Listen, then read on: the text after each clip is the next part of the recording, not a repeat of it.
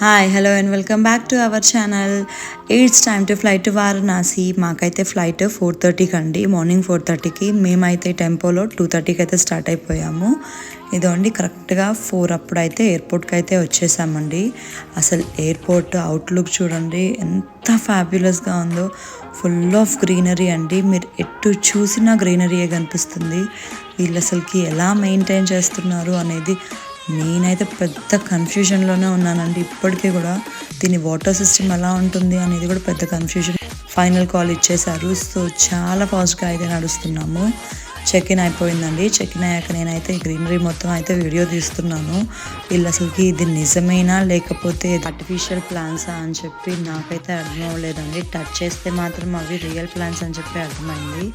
కానీ అసలు ఇది ఎలా మెయింటైన్ చేస్తున్నారు అనేది పెద్ద క్వశ్చన్ మార్క్. కానీ సూపర్గా ఉందండి. మేమైతే మా ఫ్లైట్ దగ్గరికి అయితే వచ్చేసాము. ఇదే అండి మా ఫ్లైట్. మేము 4:30కి స్టార్ట్ అయ్యాము కదండి. 5:30, 5:45 కల్లా మంచి సన్ రైజ్ అయితే కనిపించిందండి. నాదైతే విండో సీటే. సో నేనైతే మంచి వీడియోస్ అండ్ పిక్చర్స్ అయితే ఫుల్గా క్యాప్చర్ చేసుకున్నాను. చాలా ప్రెజెంట్గా ఉండిందండి ఈ జర్నీ అయితే. అంతే అండి, ఇంకో 10 మినిట్స్లో అయితే మేము వారణాసిలో ల్యాండ్ అయిపోతాము. చాలా బాగా అనిపించింది.